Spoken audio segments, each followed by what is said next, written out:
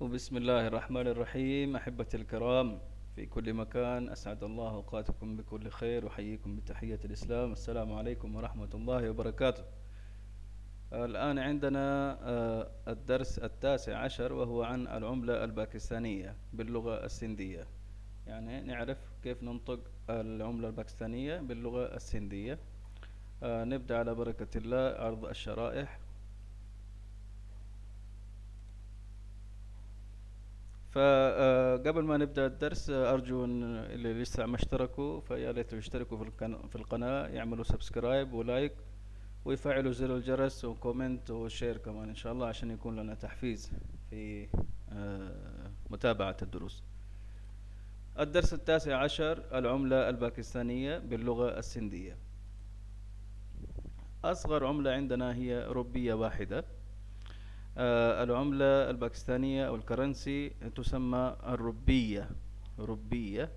فأصغر عملة هي روبية واحدة، فنقول للروبية الواحدة هيكو روبيو.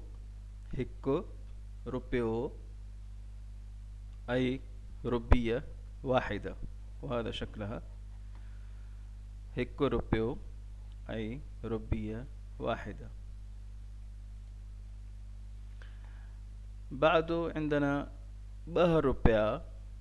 بها روبيا أي روبيتان. بها روبيا أي روبيتان. पंजा रुपया. पंज रुपया أي 5 روبيات. पंज रुपया أي 5 روبيات.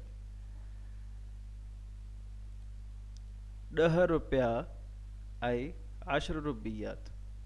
10 रुपया 10 روبيات. 20 रुपया 20 روبية. 20 रुपया أي 20 روبية. 50 रुपया أي 50 روبية. 50 रुपया أي 50 روبية. 100 रुपया 100 रुपया أي 100 روبية. 100 रुपया أي 100 روبية. 500 रुपया 500 रुपया.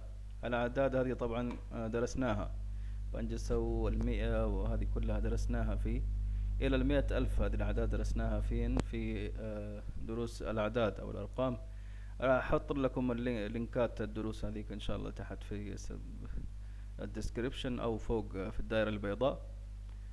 500 रुपया أي 500 روبية. 500 रुपया أي 500 روبية. 1000 रुपया أي 1000 روبية.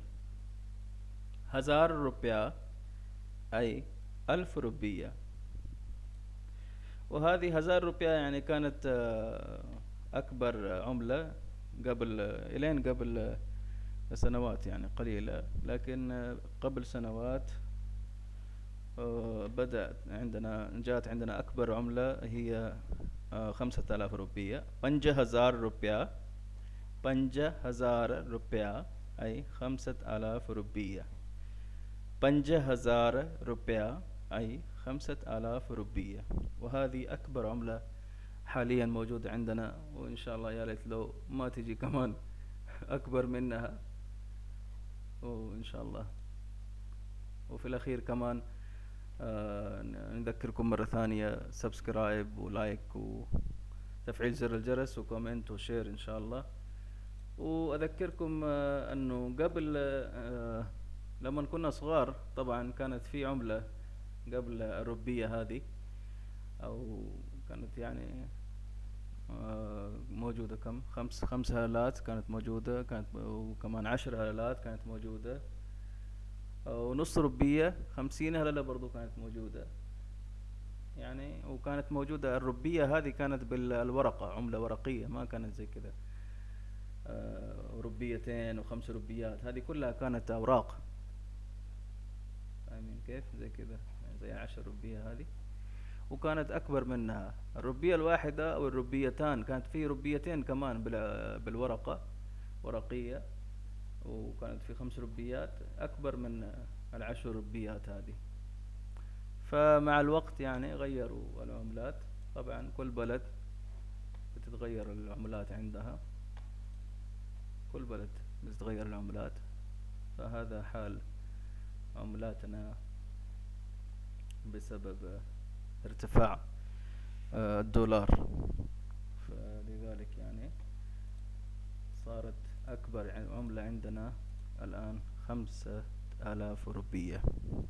هذا اليوم كان عندنا درس العملة الباكستانية باللغة السندية. أرجو أتمنى أن تكون يعني فهمتم الدرس إن شاء الله. ويا ليت الإخوة اللي موجودين في البلدان العربية سنود أو الذين يريدون أن يتعلموا اللغة السندية يعني يعطونا لايكات ويعطونا كومنتات ويعلموني يعني هل بيفهموا الدرس ولا ما بيفهموا، عشان إذا في شوية عندهم آراء يعني أو رأي ثاني فممكن نغير يعني من طريقة عرض الدروس، وممكن نجيب حاجات ثانية. وعلموني كمان إذا تبغوا حاجات ثانية تعرفوا تبغوا تتعلموها باللغة السندية، علموني في الكومنتات عشان نجيبها إن شاء الله. واعطونا لايكات كمان مرة ثانية سبسكريبشن. وتعالوا على الفيسبوك والانستغرام بحط لكم اللينك تحت إن شاء الله. اللهم لك الحمد حتى ترضى، ولك الحمد إذا رضيت، ولك الحمد بعد الرضا. قبل ما أنسى أذكركم إني سويت إيش اسمه، اللهم صل على النبي، اللي يقولوا التشغيل ثانية يعني في مع إيش اسمه هذه، مع دروس اللغة السندية. فسوينا اليوم رفعت فيديو آخر وهو عن تلاوة القرآن الكريم، فأرجو أنكم ترجعون له كمان وإن شاء الله.